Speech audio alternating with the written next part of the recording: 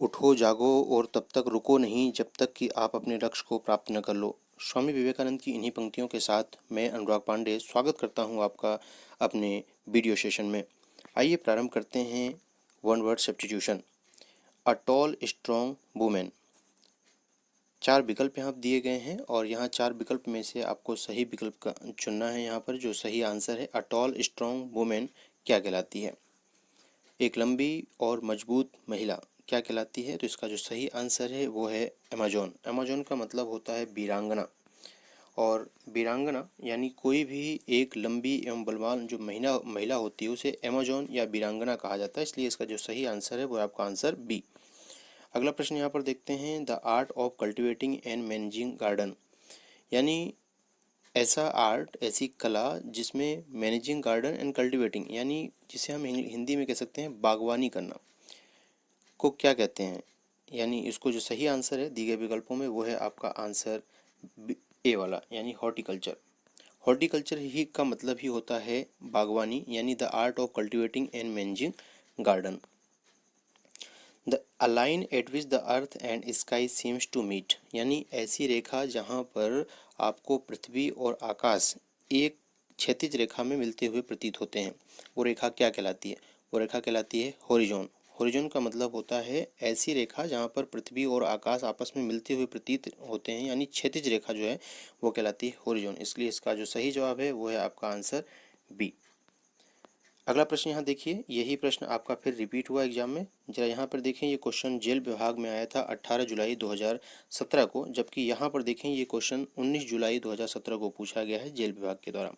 यहाँ पर देखिए प्रश्न वही पूछा गया है, सिर्फ शब्दों का हेर फेर कर दिया गया है। The point where the earth and sky seems to meet, यहाँ पर देखा जाए तो इसका भी जो सही जवाब है वो है आपका आंसर ए, हॉरिजॉन, यानी क्षैतिज रेखा। A person who does not believe in God, यानी ऐसा व्यक्ति जो ईश्वर में विश्वास ना करता हो क्या कहलाता है? ऐसा व्यक्ति जो ईश्वर में विश्वास नहीं करता है उसे एथिस्ट कहते हैं, यानी नास्तिक कहते हैं। और अ person who believe in God, यानी ऐसा व्यक्ति जो ईश्वर में विश्वास करता है उसे हम थीस्ट कहते हैं, यानी आस्तिक। और ऐसा व्यक्ति जो ईश्वर में विश्वास नहीं करता हो उसे हम कहते हैं एथिस्ट। एथिस्ट का मतलब होता है नास्तिक। इसलिए जो सही जवाब है आपका वो है सी।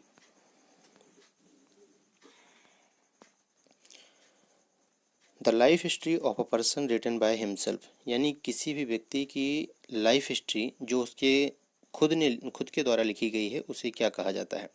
उसे कहा जाता है ऑटोबायोग्राफी, यानी आंसर डी वाला सही है।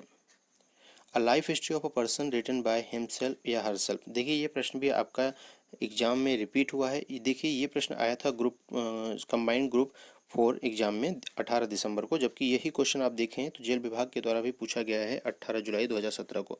कहने का तात्पर्य यहाँ पर यह है कि वन वर्ड जो सब्स्टिट्यूशन होते हैं वो आपके लगभग सभी एग्जाम में सेम ही होते हैं। बस क्या है कि इन्हीं क्वेश्चनों को बार बार रिपीट किया जाता है, सिर्फ थोड़े बहुत शब्दों का हेर फेर कर दिया जाता है। इसलिए यदि आप किसी भी एग्ज़ाम की तैयारी करना चाह रहे हैं, जैसे बैंक है, रेलवे है, एसएससी है, अदर गवर्नमेंट एग्जाम्स की तैयारी कर रहे हैं जिसमें इंग्लिश आता है, तो याद रखिए ये चैनल आपके लिए बहुत ही महत्वपूर्ण है और ये वीडियो सेशन भी आपके लिए बहुत ही महत्वपूर्ण है। अगला है यहाँ पर, वन हु ईजली डिसीव्ड, ऐसा व्यक्ति जो आसानी से धोखा खा जाए उसे क्या कहते हैं? जैसा व्यक्ति जो आसानी से धोखा खा जाए उसे कहा जाता है गलिबल। गलिबल का मतलब होता है एक भोला भाला व्यक्ति। अगला प्रश्न है यहाँ पर, find the word which can be replaced for the given sentence a plants of particular reason. देखा जाए तो इसका मतलब ये है कि एक किसी क्षेत्र विशेष या काल विशेष में पाए जाने वाली सभी पेड़ पौधे वनस्पतियों को सम्मिलित रूप से वनस्पति जात या फ्लोरा कहा जाता है। यानी कहने का मतलब यहाँ पर यह है कि अगर एक क्षेत्र विशेष में, मतलब एक ऐसे पौधे हैं, वनस्पति है जो एक किसी क्षेत्र विशेष में ही पाई जाती है तो उसे फ्लोरा के नाम से जाना जाता है। इसलिए इसका जो सही आंसर है वो है आपका answer A, the plants of a particular region is called flora. अगला हम प्रश्न यहाँ पर देखते हैं, a number of people listening to a lecture, यानी एक लेक्चर को सुनने वाले अ नंबर ऑफ पीपल जब हों उसे क्या कहा जाता है? उसे कहा जाता है ऑडियंस। ऑडियंस यानी श्रोता जिसे हम कहते हैं। Number of people listening to a lecture, जो एक लेक्चर को सुन रहे हैं, नंबर ऑफ पीपल एक से अधिक जो व्यक्ति हैं जो एक किसी लेक्चर को सुन रहे हैं वो क्या कहलाते हैं? वो कहलाते हैं ऑडियंस। आपने मुझे अपना कीमती समय दिया। वीडियो में शुरू से अंत तक बने रहने के लिए आपका तहे दिल से शुक्रिया। Thank you so much.